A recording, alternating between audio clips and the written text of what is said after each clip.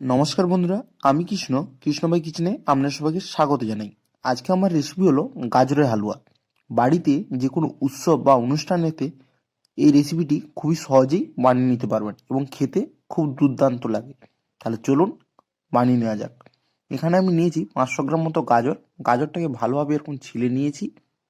এরপর আমি এটাকে গ্রেট করে নেব। এর জন্য আমি একটা স্টিলের ঝাড়া নিয়েছি, এর মধ্যে এটাকে ভালোভাবে ঘষে ঘষে গ্রেট করে নেব।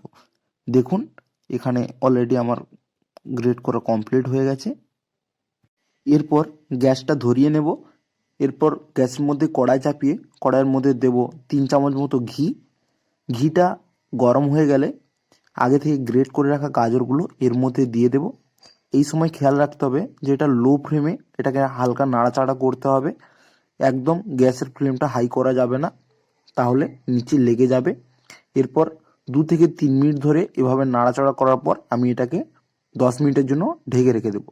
আর এখানে আমি নিয়েছি দুধ। এখানে আমি লিকুইড দুধ ইউজ করেছি আমুলের। এরপর দুধটাকে আমি এদিকে 5 মিনিট মতো গরম করে নেব। গরম করার সময় এভাবে একটা চামচ দিয়ে নাড়াচাড়া করতে হবে। দেখুন, এবার 10 মিনিট হয়ে গেছে। গাজরের ঢাকাটা খুলে দেখতে হবে যে গাজরটা ভালোভাবে সেদ্ধ হয়েছে কিনা। দেখুন, গাজরটা প্রায় ভালোভাবে সেদ্ধ হয়ে গেছে, কতটা গলে গেছে। তো এরপর আমি এটাকে রেখে দেব। এরপর আমি এখানে 5টি এলাচ নিয়েছি। এই এলাচগুলো একটা হামানদিস্তার মাধ্যমে ভালোভাবে ফাটিয়ে গুঁড়িয়ে নিতে হবে। দেখুন, ভালোভাবে গুঁড়ানো হয়ে গেছে। এরপর আবার চলে এলাম রান্নায়।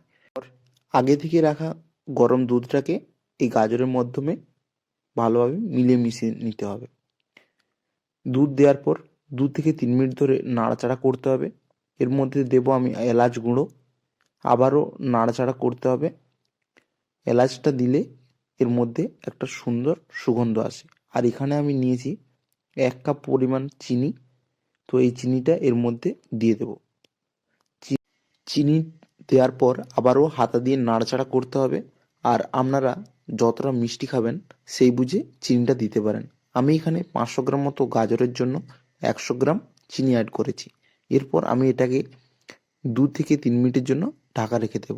আর এদিকে আমি নিয়েছি একটু ঘি নিয়েছি, আর তার সাথে কিছু বাদাম আর কাজু নিয়েছি।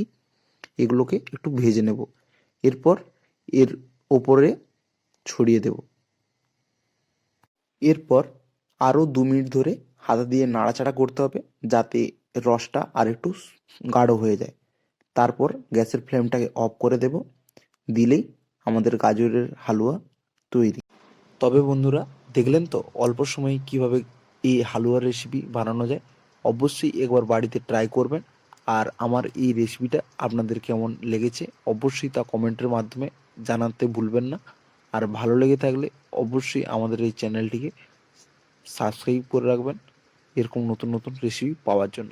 দেখা হচ্ছে আবারও একটা নতুন রেসিপি নিয়ে। ততক্ষণের জন্য ভালো থাকবেন, সুস্থ থাকবেন। ধন্যবাদ।